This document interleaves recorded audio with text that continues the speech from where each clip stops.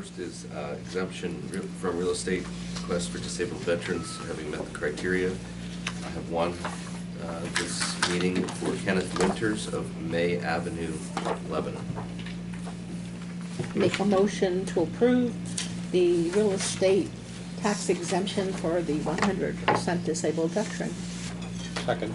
Okay, we have a motion and a second to approve that tax exemption for property taxes. Any questions regarding the motion? If not, all in favor, please indicate by saying aye. Aye. Opposed, same sign, so moved. Okay, I need to revisit the Pennsylvania County Risk Pool Loss Control Grant one more time, final time. Just to recap, we get a $30,000 grant each year from our insurance carrier for activities and products, items that would contribute to reducing our risk of loss for property and liability. And I've been in here 3 or 4 times to suggest a number of those items, and you've approved. Early on, however, you remember we had purchased something called a glove, which is a control device for the jail, and we had included that in the $30,000, I believe, and it turns out that was funded from a different source of funding, so we really kind of could back that out again and free money back up. And so we were able at our last safety committee meeting on Tuesday morning to take action to fund some Streamlight flashlights for probation officers and include that in the grant. We had set that aside to be considered for the next grant funding year, but we were able to squeeze it in before the deadline, but need your approval to include those. So we actually, with the glove and the extra grant we obtained through the reinsurer, one of the reinsurers at PCORP, we got about $35,000 worth of loss control grant this year. So and now we'll start anew with another grant round from June 1 to May 31st. So would ask that you included this $5,421 for 39 of those lights in the current year's grant. Motion to approve. Second. It's been moved and seconded that we approve that PCORP grant 5421. Questions or comments? If not, all in favor, please indicate by saying aye. Aye. Aye. Opposed, same sign, so moved. Okay, and lastly, I have reappointment of 2 members of the Clarence Shock Memorial Park at Governor Dick, and they are Harry Diehl and Ray Bender. Both of those expire in June and would be extended another 3 years. I'll make a motion to appoint Harrison Diehl and Ray Bender to the Board of Governor Dick. Second. Okay, we have a motion and a second, and our thanks for them renewing their terms. And any questions or comments? If not, all in favor, please indicate by saying aye. Aye. Oh, Jim, sorry, Sorry. you're too late, sorry. Go ahead. Could you explain a little bit how this process works with the reappointment? Do they submit to you and you decide? Is it coming just totally from them? And the reason I asked this was in working on a previous story, some of the residents out that way at Gretna and have concerns about the park. There was a public meeting here back in April.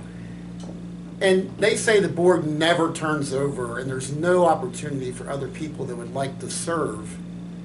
And then you also have reappointed Mr. Bender, who's the chairman president. So how does anyone new get onto the board if they want to serve in a capacity out of Governor Dick? I mean, the simple answer would be that if someone does not want to re-up, and if the board feels that they're not doing a job that they would like them to be doing, then they would not re-up them, or if they would pass or otherwise just decide not to. But Jamie, you want to? Yeah, so ultimately it's up to the Board of Commissioners. The Board of Commissioners are the trustees to Governor Correct. Dick, so they appoint the board.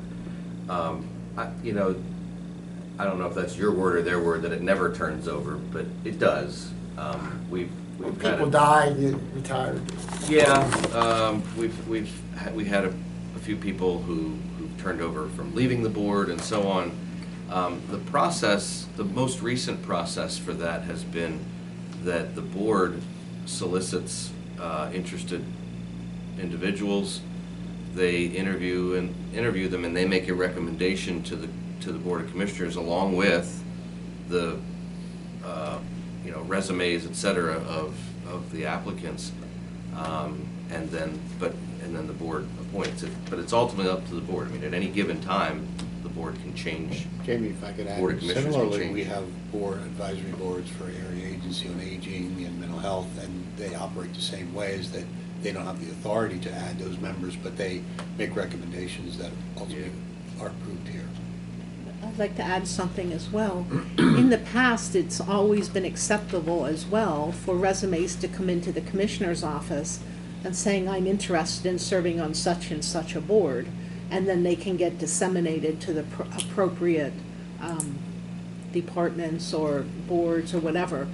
So there's a couple of ways. It's hard to find the right mailing address for all of the boards, but the county can gladly assist in disseminating that. We used to do that all the time, and I think we still do for a lot of them. So I guess the direct answer to your question is that this board appoints. The Governor Dick board itself has historically provided a process for that to make a recommendation. But they don't make the appointment, the county commissioners do. And to the a presentation that was made here a few weeks ago by the Friends of Governor Dick, and if Commissioner Phillips wants to add to this, but they are preparing and anticipating to come back in. The Board of Trustees is coming back in to talk to the County Commissioners Board and the Friends and the public in reaction, and I guess in anticipation of some of those things. Any kind of date on that? I don't have a date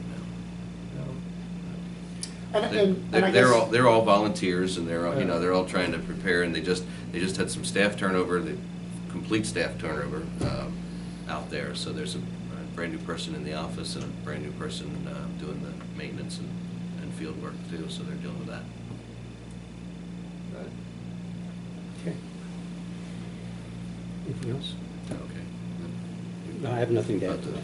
but basically what you're Response saying, to if it. someone would like to, Commissioner Litz, if someone wanted to be a part of a board in the future, they could submit that to the county commissioners, but ultimately, it would, any board, whether it's any kind of advisory board, as Commissioner Kuhn said, but if it's any advisory board, or in this case, a board of trustees, they could submit a resume, their credentials to the county commissioners, but that doesn't necessarily ensure that these boards, all these other commission and boards that operate independently, will necessarily take that into consideration.